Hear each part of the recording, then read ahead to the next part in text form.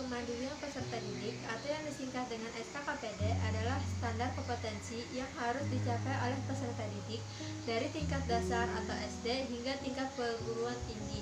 Adapun rumusan tugas perkembangan pada usia sekolah menengah pada dasarnya menjadi rumusan kompetensi yang hendak dicapai melalui layanan bimbingan dan konseling. Karena konseling membantu peserta didik untuk memahami, menerima, mengarahkan, dan mengambil keputusan secara bertanggung jawab. Adapun hal lain yang dilakukan oleh bimbingan dan konseling yaitu membantu peserta didik atau konseling dalam memilih, meraih, dan mempertahankan pilihannya untuk mewujudkan kehidupan yang produktif. Karena setiap peserta didik memiliki minat, bakat, kepribadian, kondisi fisik, dan latar keluarga yang berbeda-beda. Selanjutnya, saya ingin mengingatkan kembali apa itu bimbingan dan konseling. Bimbingan merupakan kebantuan yang diberikan kepada individu atau konseli secara kontinu dan sistematis yang dilakukan oleh seseorang yang profesional yang bertujuan untuk membantu proses pengembangan potensi diri, pemahaman diri, dan pengarahan diri secara optimal melalui pola-pola sosial yang ada di lingkungan sekitar seperti sekolah dan masyarakat.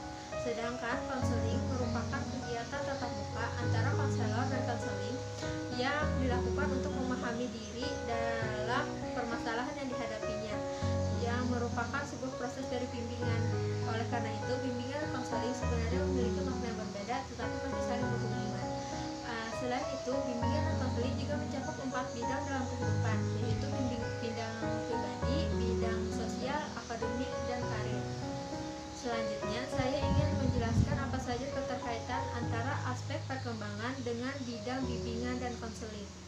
Sebelumnya saya sudah menyebutkan bidang bimbingan konseling ada mencakup 4 hal. Salah satunya adalah pribadi. Dan hubungan bidang konseling pribadi dengan aspek perkembangan yaitu landasan hidup religius, landasan perilaku etis, kematangan emosi, perkembangan pribadi, dan kesiapan diri untuk menikah dan berkeluarga. Sedangkan di bidang sosial ada kesadaran tanggung jawab sosial, kematangan hubungan dengan teman sebaya, dan kesadaran gender. Di bidang akademik ada kematangan intelektual, dan di bidang karir ada perilaku kewirausahaan dan wawasan dan kesiapan karir. Oleh karena itu, bidang bimbingan dan konseling dengan aspek perkembangan selalu saling terhubung. Jelaskan materi tentang perkembangan tema atau topik. Tema atau topik merupakan rincian lanjut dari identifikasi, deskripsi kebutuhan peserta didik ataupun konseli dalam aspek perkembangan pribadi, sosial, belajar, dan karir yang dituangkan dalam rencana pelaksanaan layanan bimbingan dan konseling RPLBK. Tema atau topik layanan diseleksi, dipetakan dan ditetapkan atas dasar standar kompetensi kemandirian peserta didik SKKPD, masalah, bidang layanan bimbingan dan konseling. Selanjutnya ada contoh perkembangan tema atau topik yang akan dituangkan dalam RPLBK, rencana pelaksanaan layanan. Bidang pribadi, rumusan kebutuhan, memiliki kesadaran melakukan berbagai kegiatan ibadah.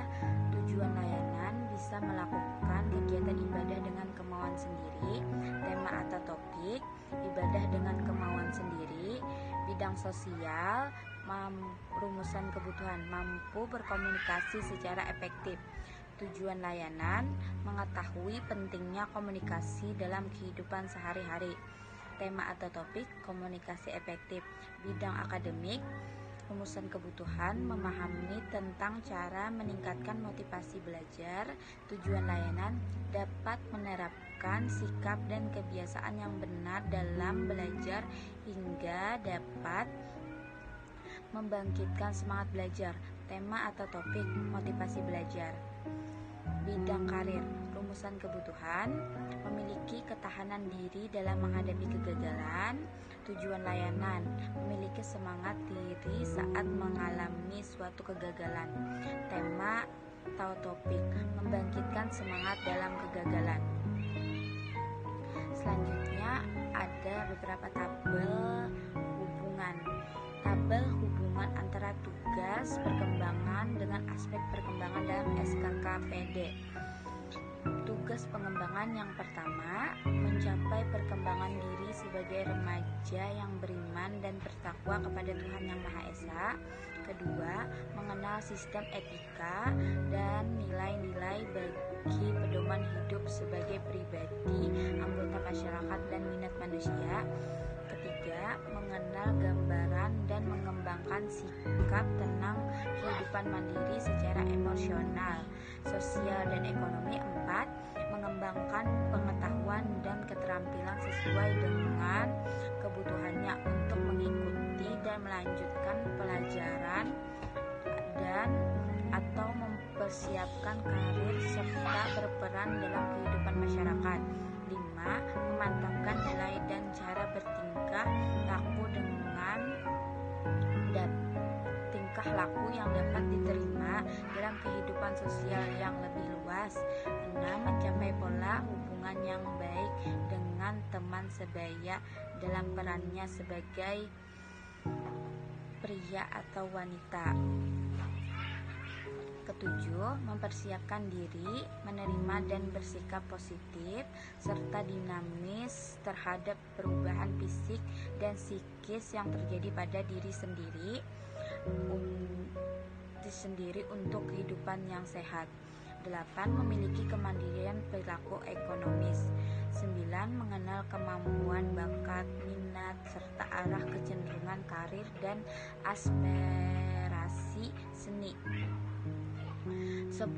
Mencapai kematangan hubungan dengan teman sebaya. 11. Yang terakhir, mencapai kematangan dalam kesiapan diri menikah dan hidup berkeluarga. Aspek perkembangan SKKPD: landasan hidup religius, landasan perilaku etis, kematangan emosi, kematangan intelektual, kesadaran tanggung jawab sosial, kesadaran gender, pengembangan pribadi, perilaku kewirausahaan atau kemandirian perilaku emosi, kematangan hubungan dengan teman sebaya. Baiklah, saya akan melanjutkan. Peserta didik atau konseli sekolah menengah pertama berada pada masa pubertas dan remaja awal yang dimulai pada usia 8-10 tahun dan berakhir pada usia 15-16 tahun. Ini merupakan periode di mana individu mengalami transisi pada aspek perkembangan dan kehidupannya dari masa kanak-kanak menuju masa dewasa. Berikut disajikan aspek perkembangan pada peserta didik atau konseli sekolah menengah pertama. Menurut Soeharto, tugas-tugas perkembangan anak usia sekolah menengah pertama diantaranya adalah A. Memiliki sikap dan perilaku beriman dan bertakwa terhadap Tuhan Yang Maha Esa. B. Memperoleh perangkat nilai sebagai pedoman berperilaku. C. Mencapai kemandirian emosional. D. Mengembangkan keterampilan intelektual. E. Berperilaku sosial yang bertanggung jawab. F. Mencapai peran sosial sebagai pria atau wanita. G. Menerima keadaan diri dan menggunakannya secara efektif. H. Mencapai kemandirian perilaku ekonomis. I. Memiliki wawasan persiapan karir. J. Mencapai hubungan baru yang lebih matang dengan sebaya baik pria maupun wanita.